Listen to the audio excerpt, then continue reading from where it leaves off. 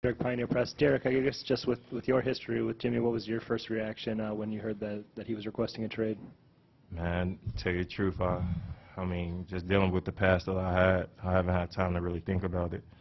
I wish nothing but the best for the team and him, but for him, I just wish him nothing but happiness. You know, he's the only person in his shoes and dealing with what he's dealing with, and he's betting on himself. So I feel like there's nothing wrong with that. John Krasinski with The Athletic. Derrick, you didn't spend a ton of time here last year, but just in the time you spent around this group, like how did you feel the chemistry was with everyone, and how maybe can you help going forward to make sure the team stays together? I felt like the chemistry was there. It was good. I mean, you're gonna have bumps and bruises when you first start off anywhere, like a new coaching staff, new players here, so you're just trying to figure everything out. I know my impression of everyone was great. Like, I didn't feel any negative energy or anything like that. I was able to focus, and I think I played all right towards the end. Justin, how are you doing and how kind of disappointing was it to have another injury after all you've been through? I'm doing great. I'm always in good spirits. When this one happened, honestly, it kind of took me back a little bit. But it's just in my life, as far as any other basketball player I know, I come from a different background where you have to overcome stuff like this because there's a lot of people counting on me to stop. So I just got to listen to myself and get myself ready every single morning and get through it.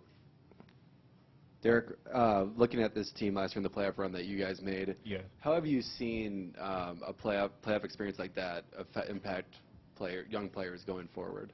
I mean, it's all going to help with your confidence when you think about it. Like, you got to get your feet wet. Last year was the team first time being in the playoffs 14 years, getting the butterflies out, getting the jitters out, and it's all about just getting accustomed to playing on that level, playing at that level every game.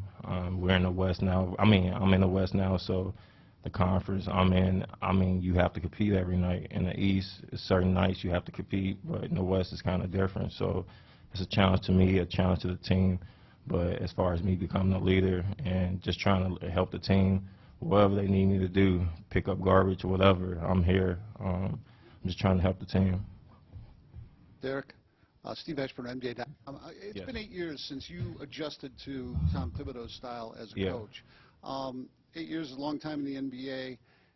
The way he coaches, the way he relates to players, do you sense anything with younger players where they have to learn what Tibbs is like? And you came in and you saw this locker room when you got here. Yes. What's your sense on adapting and playing successfully for Tom? You just have to be a pro. That takes care of everything. I mean, even if you signed up for this profession, like, you have to be a pro no matter what. But Tibbs, it's all about discipline, having determination, and staying focused. Like, I get how he wants his environment. He's a no-nonsense guy. He don't want to hear your music blaring from your headphones. Don't want a boombox in the locker room. I get that, but at the same time, you have to be a professional and understand there's rules and principles everywhere you go, and you just got to follow them if you're a young player, and hopefully you should be able to go out there and do what you're supposed to do on the floor. But Tibbs, he has these principles so that you're able to focus on the game, so I respect it. Justin, just to follow up, you haven't been totally in the line of fire with Tom in terms of being coached by him because of your injury, but what's your impression from seeing Tom and the approach he takes to working a game, working a practice, working his team? He's a real basketball mind, and it's something a guy like me I adore and I admire. So if any coach has any expectations for me, and maybe it's a little off and it doesn't meet my standards, I'm going to do it either way. It's like Derrick said, it's being a professional and going out and doing what I got to do. That's a great answer there. I must tell you that. Thank you. We'll go with John, and then Kent, and then we'll end with Jace. Okay, 3 more. Derrick, really quickly in July when the market opened, you were locked in here. I mean, yes. Was it like, I guess, easy decision for you, number one, and then number two, did it seem like after sort of bouncing around a little bit the last couple of years that maybe you found a little bit of stability here that you wanted? And of course, I'm just looking for comfort. Like, normally when I play, I had an opportunity. Like, I'm not here to, for one, steal nobody's job. Like, come on, I've been in that position before. Early in my career, I did that. I'm here to help. I'm not here to challenge no one for their spot. So, like, all that talk is kind of crazy, or I'm not looking to start. Like, that's not me. I'm just looking to do whatever the team needs me to do. If certain games they need me to play more minutes than other nights, certain nights, I'm fine with that, and I'm cool with the times that he do challenge me to like play defense more instead of scoring. Like, I'm just looking for the challenge and just trying to push everybody on the team. Kent, and then Britt. Hi, Kent Youngblood from the Star Tribune.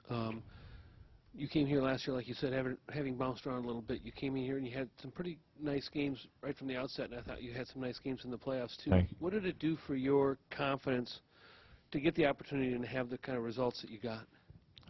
Sorry, but I felt like my confidence always been there. Like, my confidence was there. It's just opportunities. You go from shooting 25 times to it's my 10th year, and I'm getting DMPs and only shooting 5-7 times a game.